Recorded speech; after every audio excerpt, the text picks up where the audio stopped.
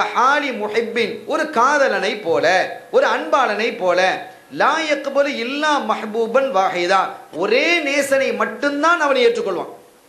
அடியார்கள்ல இறை அன்பர்களாக இருக்கக்கூடிய அல்லாஹ்ல பனாவா போனவங்க அல்லாஹ் மாத்திரமே கல்வியை என்ன செஞ்சிருப்பாங்க, நினைச்சிட்டு இருப்பாங்களா இல்லையா? அப்ப ஒரு மஹபூப் மாத்திரம்தான். எனவே அப்படிப்பட்ட ஒரு தன்மை பாவுக்கு இருக்கிறது. கஹாலி முஹிப்பின் ஒரு நேசனை போல லா யக்பலு இல்லா மஹபூபன் வாஹிதா ஒரே ஒரு நேசனை மட்டும்தான் அவன் என்ன செய்வான், கபூல் செய்வான். அப்படிப்பட்ட ஒரு சிறப்பும் ஒரு பாக்கியமும் பாவுக்கு மாத்திரமே இருக்கிறது என்று குறிப்பிடுகிறார்கள். அதற்கு அடுத்து ஐந்தாவது அடையாளம் என்ன, ஐந்தாவது சிறப்பு என்ன என்றால் நுக்குத்தா. ஒரு புள்ளி அதை ஏத்துக்கிட்டதா இல்லையா? அந்த ஏற்றுக்கொண்ட நுக்குத்தாங்கிறது ஒரு தரஜா. நுக்குத்தா என்பது ஒரு தரஜா. பல ஹதீதுகளில் அது வருகிறது. சரி, அடிநாயகம் சொல்லி காட்டுறாங்க. நுக்குத்தா என்ற அந்த தரஜா வழங்கப்பட்ட பொழுது நமக்கு பதவி வழங்கப்பட்டுடுச்சு அப்படின்னு மேலே ஏறி உட்காரல. அதை என்ன செய்யுது, தன்னுடைய காலடியில வைக்குது. அந்த பா தனக்கு கீழே கொண்டு வந்துருது. வதஅத் தஹத கதமிஹா வமா தஃபாஹரத் பிஹா.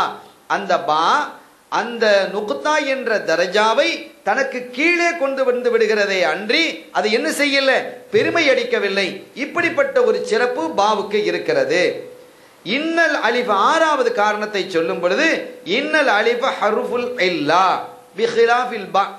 இப்போ நஹவு படிக்கக்கூடியவர்களுக்கு தெரியும், கிராமர் படிக்கக்கூடியவர்களுக்கு இல்லத்துடைய எழுத்துக்கள்னு 3 எழுத்து இருக்கு. இல்லத்துனா என்ன, நோய் உடைய எழுத்து.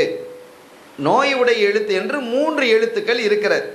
அந்த 3 எழுத்துக்கள் என்ன, அலிஃபு வாவ் ஏ. இந்த 3 எழுத்துக்களும் நோய் உடைய எழுத்துன்னு அரபுல என்ன செய்வாங்க, சொல்லுவாங்க. ஆக அவை என்று வாசிப்பாங்க. அலிஃப் வாவ் ஏ அவைன்னு வாசிக்கலாம், அல்லது வாவ் அலிஃப் ஏ வாய் அப்படின்னு வாசிக்கலாம். சரி, எப்படியோ இந்த 3 எழுத்துக்களும் இல்லத்துடைய எழுத்துக்கள். அலிஃபு என்று ஒரு தனி எழுத்தே இல்லை என்று சொல்லுவாங்க. பொதுவாக அலிஃபுன்னு ஒரு தனி எழுத்தா, அது இல்லை, அது நீட்டல் குறி. அலிஃப் என்று ஒரு தனி எழுத்து கிடையாது. அந்த அலிஃபுல ஜபர்னு போட்டுன்னு சொன்னா அது ஹம்சாவை குறிக்கும் என்பார்கள். அலிஃப் என்பது நீட்டு, பா தா மா கான்னு நீட்டுகிறோமா இல்லையா, இதுதான் அலிஃப். எனவே இது ஹுரூஃபுல் இல்லாவில் சேருகிறது, நோயுடைய எழுத்துக்களில் என்ன செய்கிறது, சேருகிறது. நோயுடைய எழுத்துன்னா என்ன, அதுக்கு நோயா இருக்கு அப்படி இல்லை. அது சில சமயங்களில் மாறி வரும். உதாரணமாக பா அப்படின்னு சொல்லுவோம், உண்மையிலேயே அது அலிஃப் அல்ல. அந்த இடத்துல பய ஏதான் அலிஃபா மாறுது, வாவு தான் அலிஃபா மாறுது. இதுதான் என்ன செய்யும், இன்னொரு எழுத்தாக மாறுகிறது. ஆக இந்த வாவும் அலிஃபா மாறும், ஏயும் அலிஃபா மாறும். எப்படி மாறுறது, அலிஃபா தான் மாறுது.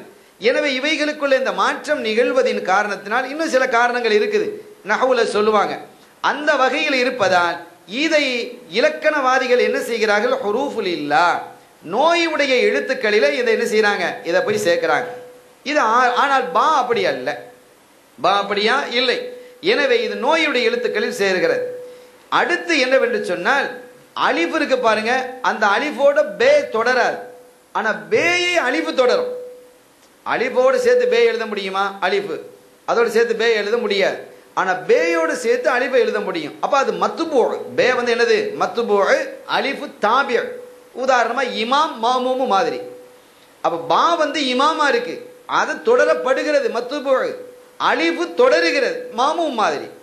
எனவே அந்த சிறப்பு, ஒரு இமாமினுடைய சிறப்பு யாருக்கு இருக்கிறது, பாவுக்கு இருக்கிறது.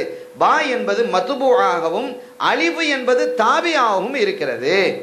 எனவே இது இயல்பா அப்படிதான் இருக்கு. பாவோடு சேர்த்து அலிஃபு, பாவுக்கு பின்னால அலிஃபு வரும், பாவுக்கு முன்னால அலிஃபு சேர்த்து எழுத முடியாது. எனவே இப்படி ஒரு சிறப்பு பாவுக்கு இருக்கிறதுனால் ரப்புல் ஆலமீன் அல்லாஹ் ஜல்ல ஷானஹு வ தஆலா பாவை கொண்டு ஆரம்பிச்சிருக்கிறான் என்று அவர்கள் என்ன செய்கிறார்கள், குறிப்பிடுகிறார்கள். அதே போன்று இந்த பா இன்னொரு வேலையை செய்யும்.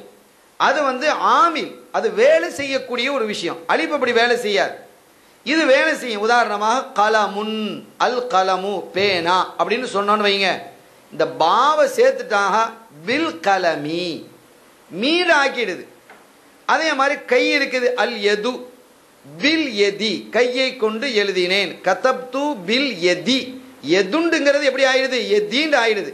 அப்போ அதை அந்த பா வேலை செய்கிறது என்பது மாத்திரம் அல்லாமல் அது என்ன வேலை செய்ய வைக்கிறது, அது எதோடு இணைகிறதோ அதையும் பணிய வைக்கிறது. அதுக்கும் கசரு ஜேர் தான் வருது. ஜேருங்கிறது கசருங்கிறது உடைதல் பணிதல்ங்கிற அர்த்தம். அந்த கசர் அங்கே வருகிறது. எனவே இப்படி ஒரு நிலைமை அதுக்கு இருக்கிறதுனால் அல்லாஹு தஆலா பாவை கொண்டு ஆரம்பிச்சிருக்கிறான். இது 8வது காரணம். 9வது காரணம் என்ன? இது ஹர்ஃபுன் காமிலுன் ஃபீ சிஃபாத்தி நஃப்ஸிஹி. அடுத்த இஸ்மையும் நாம் பணிய வைக்கும் என்று சொன்னோம் இல்லையா? அதாவது முதல்ல 8வது அது வேலை செய்யுது. அது எப்போ 9வது எப்படி வேலை செய்கிறது என்றால் அது பணிய வைக்கிறது. எதை பணிய வைக்கிறது? அது எதிலே வேலை செய்கிறதோ அதை பணிய வைக்கிறது. ஆக இது ஒரு சிஃபத்துன் ஹர்ஃபுன் காமிலா, பூரணமான ஒரு ஹர்ஃபாக இருக்கிறது என்று பெருமக்கள் நமக்கு சொல்லி காட்டுகிறார்கள். இதை குறித்து சையதுனா அலி ரலியல்லாஹு தஆலா அன்ஹு அவர்கள் சொல்லும் பொழுது, சையதுனா அலி ரலியல்லாஹு தஆலா அன்ஹு யகூல் அனன் நுக்தத்து தஹ்தல் பா, பேய்க்கு கீழே இருக்கக்கூடிய நுக்தே நான் தான் என்கிறார்கள் சையதுனா அலி ரலியல்லாஹு தஆலா. எவ்வளவு பெரிய விஷயம் அது! சையதுனா அலியின் கர்ரமல்லாஹு வலி ரலியல்லாஹு தஆலா அவர்கள் குறிப்பிடுகிறார்கள், அனன் நுக்தத்து தஹ்தல் பா, பாவுக்கு கீழே இருக்கக்கூடிய அந்த நுக்தே நான் தான் என்கிறாங்க. அப்ப அலிநாயகத்தினுடைய அறிவு எவ்வளவு விசாலமானது! அதுக்கு நிகராக இன்னொன்னு சொல்ல முடியுமா? அவ்வளவு பெரிய ஞானியாக இருந்தாங்க அவர்கள். அப்படிப்பட்ட ஒரு சிறப்பு இந்த பா. எனவேதான் அது ஹர்ஃபுன் காமிலா, ஹர்ஃபுன் தாம்மா, அதனுடைய பண்பு நிறைவானது என்று பெருமக்கள் நமக்கு சொல்லி காட்டுகிறார்கள். ஆக இந்த அடிப்படையில் தான் சையதுனா அலி ரலியல்லாஹு தஆலா அவர்கள் சொன்னது போன்று அவர்கள் எப்படி இல்மிலே காமிலாக இருந்தார்களோ அதுபோன்று இந்த பாவும் எப்படி இருக்குது? காமிலாக இருக்கிறது. அனன் நுக்தத்து தஹ்தல் பாஇ, நான் யார் தெரியுமா? அலினா என்ன சொல்றாங்க? பேய்க்கு கீழே இருக்கக்கூடிய நுக்தே நான் தான் என்று சையதுனா அலி ரலியல்லாஹு தஆலா அவர்கள் குறிப்பிடுகிறார்கள்.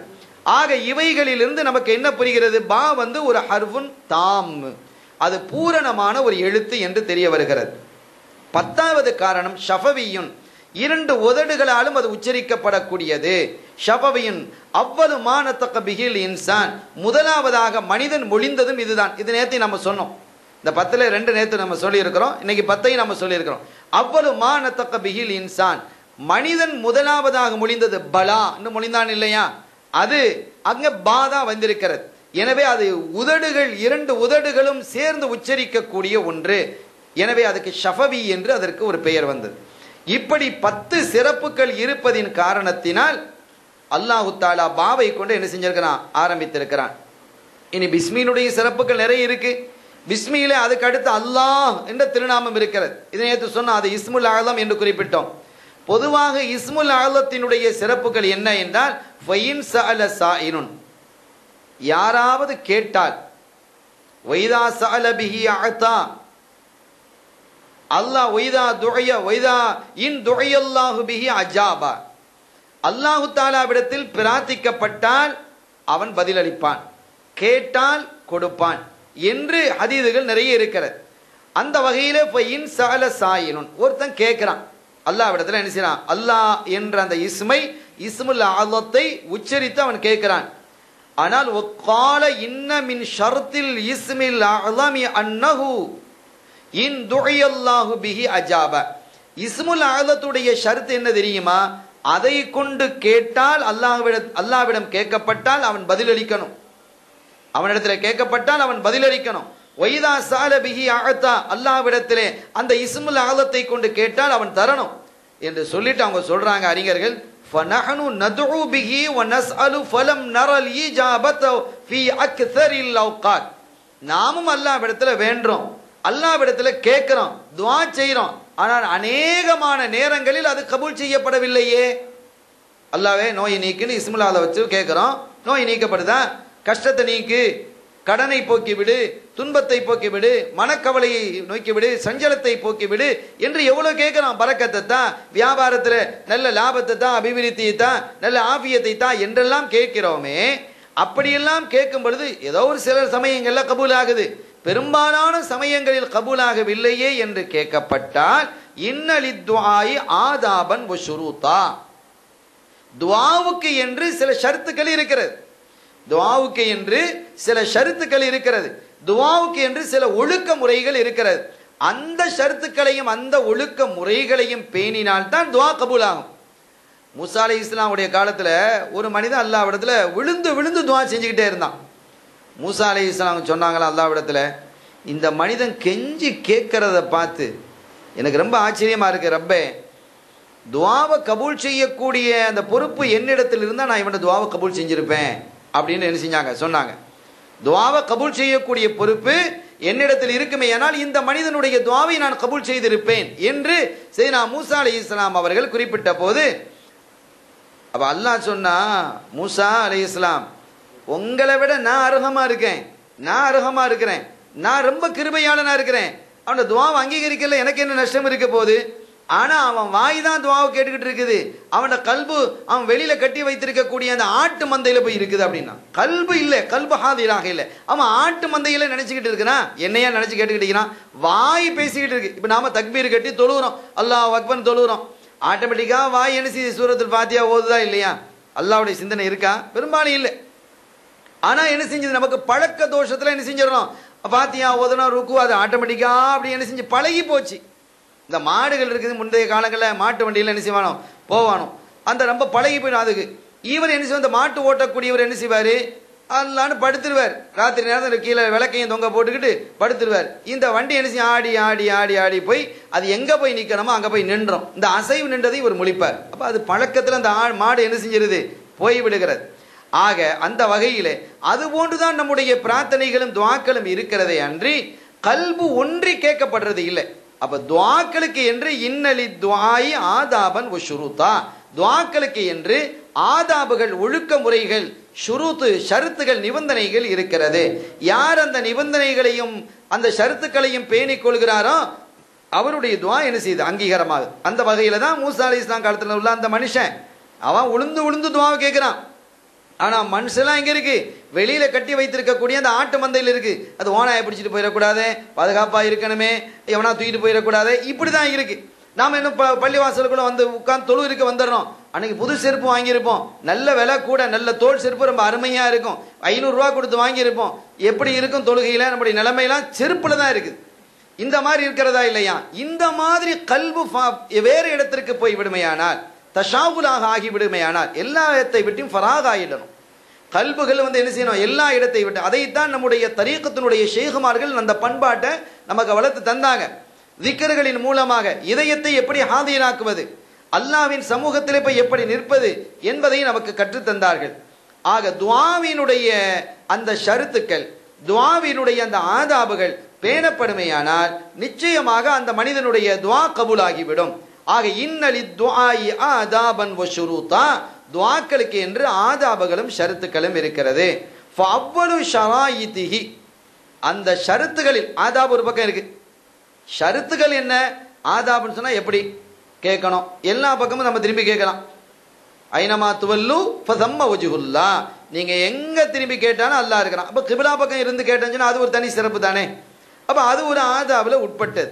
அதே மாதிரி ஒதுவோட இருந்தும் கேட்கலாம், ஒது இல்லாமலும் கேட்கலாம். ஒதுவோட கேட்டால் அது தனி சிறப்பு. பொதுவான இடங்களிலும் கேட்கலாம். உயர்ந்த இடங்கள், சிறந்த இடங்கள் கருதப்படக்கூடிய காபாவுக்கு பக்கத்தில், ரவுலா ஷரீஃபுக்கு பக்கத்தில், வழிமார்கள் அடங்கி இருக்கக்கூடிய மசார்களில், மஸ்ஜிதுகளில், இப்படி மழை பெய்யக்கூடிய நேரத்தில் இந்த மாதிரி நேரங்களும் இருக்கிறது. அதே போல இடங்களும் இருக்கிறது. அந்தந்த இடங்கள்லாம் அதற்குண்டான துஆ கபூலாகுவதற்குண்டான நேரங்களாகவும் இடங்களாகவும் இருக்கிறது. எனவே இந்த இதெல்லாம் ஆதாபுகளில் உட்பட்டது. அடுத்து ஷருத்துகள் என்று சொன்னால் அதுல முதல் ஷருத்தை மட்டும் அறிஞர்கள் இங்க குறிப்பிடுறாங்க. ஃபவ்வலு ஷராயித்திஹி இஸ்லாஹுல் பாத்தினி பில் லுக்மத்தில் ஹலாலி, உள்ள போகக்கூடிய உணவு இருக்கு பாருங்க, அது ஹலாலா இருக்கணும். சாப்பிடக்கூடிய லுக்குமானா கவலம், நாம சாப்பிடக்கூடிய உணவு ஹலாலானதாக இருக்கணும். அப்படி அது ஹலால் இல்லை என்றால் நம்முடைய துஆக்கள் அங்கீகாரமாகாது. அது இஸ்முல் ஆதத்தை கொண்டு நீங்க கேட்டாலும் சரிதான். எனவே இந்த துஆக்களுக்கு உண்டான ஷருத்துக்கள் பேணப்படும் பொழுது, துஆக்களுக்கு உண்டான ஆதாபுகள் பேணப்படும் பொழுது நிச்சயமாக ரப்பல் ஆலமீன் அல்லாஹ் ஜல்ல ஷானுஹு வ தஆலா அவனுடைய அல்லாஹ் என்ற இஸ்முல் ஆதத்தை கொண்டு கேட்கும் பொழுது அவன் துஆவை அங்கீகரிக்கிறான். வகத் கீல அத்துஆஉ மிஃப்தாஹு ஸமா, துஆ என்பது வானத்தினுடைய திறவுகோலாக இருக்கிறது. ஒரு சொல் வருது பாருங்க, துஆ என்பது வானத்தினுடைய திறவுகோல். வஅஸ்னானுஹு லுக்மத்துல் ஹலால், அந்த திறவுகளினுடைய பல்லு இருக்கு, சாவிக்கு பல்லு இருக்கு பாத்தீங்களா, அந்த பல்லு என்ன என்றால் லுக்மத்துல் ஹலால், ஹலாலான உணவு. ஃபதுல்லாஹ முக்லிஸீன லஹுத்தீன், அல்லாஹ் சொல்றானா இல்லையா? நீங்கள் பரிசுத்தமாக அல்லாஹ்வை என்ன செய்யுங்க? காலிசான நிலையில் அவனை நீங்க என்ன செய்யுங்க? பிரார்த்தனை புரியுங்க, அவனிடத்துல வேண்டி நில்லுங்கள் என்று ரப்புல் ஆலமீன் அல்லாஹ் ஜல்ல ஷானுஹு வ தஆலா குறிப்பிட்டு காட்டுகிறான். எனவே சங்கைக்குரியவர்களே, அந்த வகையில் நாம் பார்க்கும் பொழுது நம்முடைய